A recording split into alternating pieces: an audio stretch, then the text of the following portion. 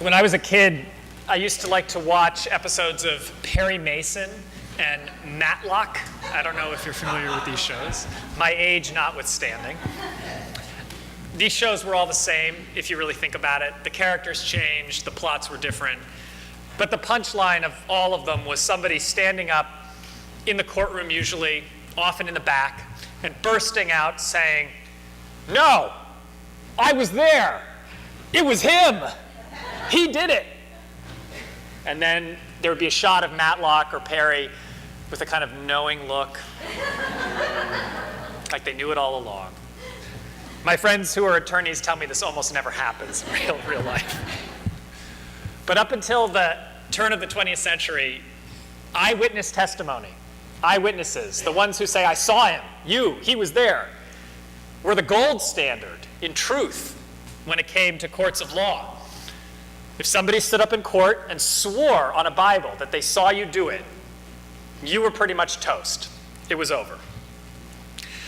As the 20th century began, a few people began to doubt the certainty and reliability of eyewitness testimony. Initially, very few people took these doubts seriously, but as the 20th century wore on and DNA analysis and forensic psychology became established fields of inquiry and science, eyewitness testimony became more and more suspect in courts. In fact, today, in several states, judges now routinely instruct jurors about the documented unreliability of eyewitness testimony. They tell jurors that eyewitnesses are often subject to unconscious biases, source misattribution, something called confirmation bias, the misinformation effect, and post-event data bias. I'm not going to go through what all those mean, but it's a lot. The upshot is that eyewitness testimony isn't always unreliable, but it needs to be analyzed in the same way that you would analyze any other evidence. The Bible is full of accounts of people testifying to what they have seen with their own eyes. In some ways, the entire Bible itself is an eyewitness account of the presence of God among people in various times and places throughout history. For most of the centuries since it was canonized, the entire Bible was accepted uncritically as historically true, the same way that in Western law, eyewitness testimony was generally unchallenged and just accepted as true. But just as forensic psychology and DNA science paved the way for the legal system to reevaluate how much weight it gave to eyewitnesses, there was a similar development in biblical study, and it really kind of gained steam in the late 19th century. It was a research method called the historical critical method of Bible reading, and it opened the doors to challenging the immediate inerrancy of the Bible. Using textual analysis, it affirmed that the Bible was actually a collection of independently created books written in different places and times throughout history by different authors in different contexts. In particular, this method affirmed that the Gospels and the Acts of the Apostles, which is basically a sequel to the Gospel of Luke, written by the same author, they were each written at different times, but none of them were written any earlier than 50 years after Jesus' own life. And so much of what the Gospels and the Acts of the Apostles claim to be eyewitness testimony, written down by people who were there, actually isn't. Though we give the Gospel writers names like Matthew and John and Mark, names which appear in the Gospels as characters themselves, presumably to lend them the authority of an eyewitness, it's literally impossible that the people who wrote these Gospels down 50, 70, 85 years later were actually themselves in the stories that they were recording. So I should say right here that my personal theology doesn't crumble because I accept this truth. In fact, for me, it gets stronger. Because the Bible, for me, is a collection of stories written in different ages and moments of history that tell the story of humanity's relationship with God. The Bible exists because God wants to cultivate that relationship and deepen it in every age of human time. The Bible, in fact, is a love story between God and us. But it's a love story that's told from our side of the relationship, the human side. Written by real humans who had real lives and a real love of God, but who also had particular historical contexts, mixed motives, friends, enemies, limited capacities for forgiveness, and usually at least one chip on each shoulder. And so while I affirm that the overall message of relationship and healing and liberation and mercy and redemption are God's message shining through the various stories of the Bible, I also have to accept that the particular accounts that they convey that message contain the biases, flaws, contradictions, and frankly, sometimes flat-out fiction that humans create when they write. They are still a collection of witnesses to the reality of God's supreme love, but they are hardly eyewitness accounts of history, even, maybe especially, when they claim to be so. Today's reading from the Acts of the Apostles, which Kathleen did a few minutes ago, shows us why it's important to name this. In it, we hear Peter, Peter, Jesus' best friend, describing that he and his fellow disciples were eyewitnesses to Jesus' death, and that they know who killed him. It was them, the Jews. I can't think of a more classic Matlock moment in all of the Bible. Peter stands up and says, I know who it was, I saw them, they did it. But of course, whoever wrote that passage was not in fact there when that moment happened.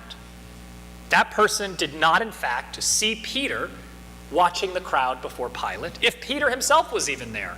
Most likely he was hiding, ashamed, embarrassed. This author also did not witness the nature of the relationship between Pilate and the Jewish temple authorities, between a colonial overlord and puppet leaders desperately trying to hold on to their local power by pleasing a foreign colonizer.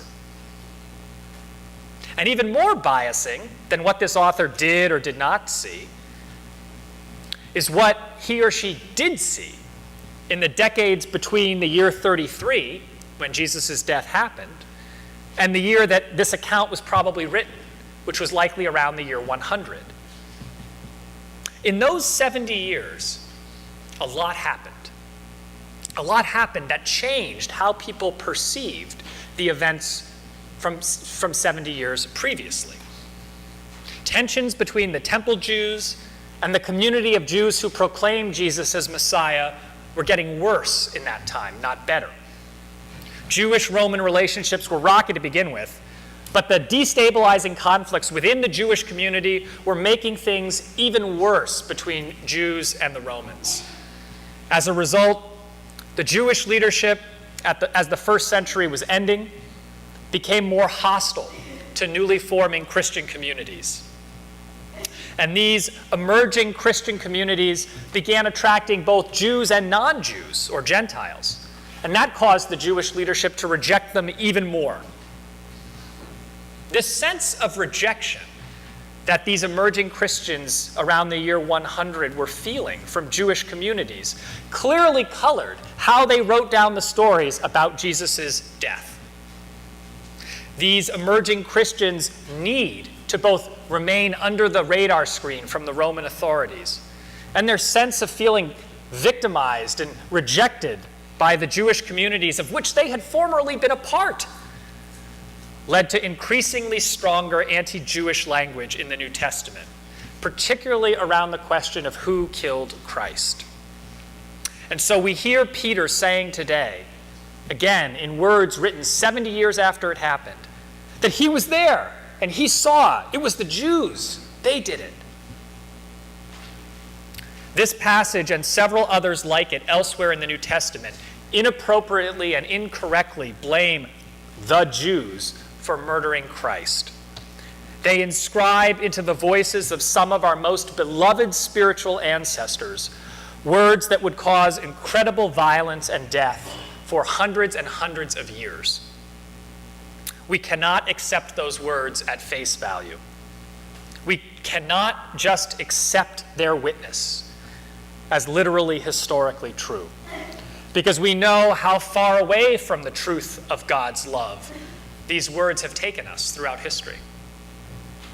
For our faith to be built on real truth, we must work hard to become as clear as possible about whose impressions, opinions, and feelings these words of hatreds really reflect. Were they words of Peter, or words of an early 2nd century former Jew who'd been kicked out of his synagogue and persecuted? The good news is that despite all of the pain and struggle that these kinds of verses, these kinds of witnesses in our Bible have caused, all is not lost. There is hope for Jewish and Christian relations, and there has been through the centuries alongside the violence. Just 2 nights ago, I and several of you who I see here this morning attended an interfaith Holocaust Memorial Shabbat service with our friends at the temple in Burlington. There were people of many different backgrounds at this service, including many Christians. And together we were making a new kind of witness. A witness that says we will never again allow our spiritual differences to lead to slander, mutual rejection, and vilification. And that we promise to look critically at the witnesses from our own tradition who did those things through history. Another sign of hope comes from news out of Spain 2 weeks ago. After 522 years, the Spanish government is now offering citizenship to the ancestors of Sephardic Jews whom the Catholic monarchy expelled 522 years ago, or flat out killed during the Inquisition.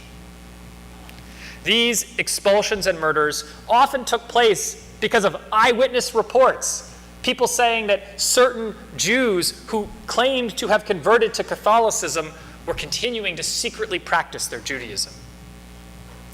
The offer of new citizenship this spring reflects a willingness and a desire to re-examine both the value and the accuracy of those eyewitness accounts of earlier eras that were so confidently accepted as truth and had such painful consequences.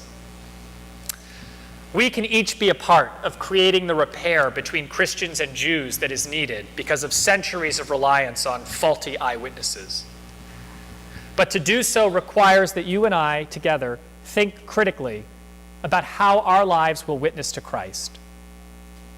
We could simply accept the witness of our biblical and spiritual ancestors as our own, kind of allow our eyes to glaze over when we hear passages like the ones we heard this morning, not give them too much attention.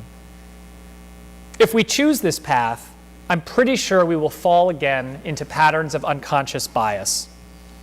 No matter how well-meaning we are as individuals or as a people, we won't be able to overcome the history of anti-Semitism that we have inherited in the church. Or we could think critically about the witnesses that we've inherited. We could question them, challenge them, research them, explore them, and interpret them as products of their own moments in history. Choosing this path does not turn us away from faith. I think it makes us more faithful. It gives us the power to make a different witness in our own moment of history and to transform our future so that it can look different than our past. If we choose to build our faith on our own witness to the risen Christ, our witness may well still be imperfect and may well still be flawed, but at least it will better reflect our own experience of a God of universal love, mercy, and redemption. And the more we can proclaim that God, that Christ, the Christ that each of us know in our hearts to love all people, the more we can make a true and authentic witness here and now in our lives, in our communities, and among our neighbors. Amen.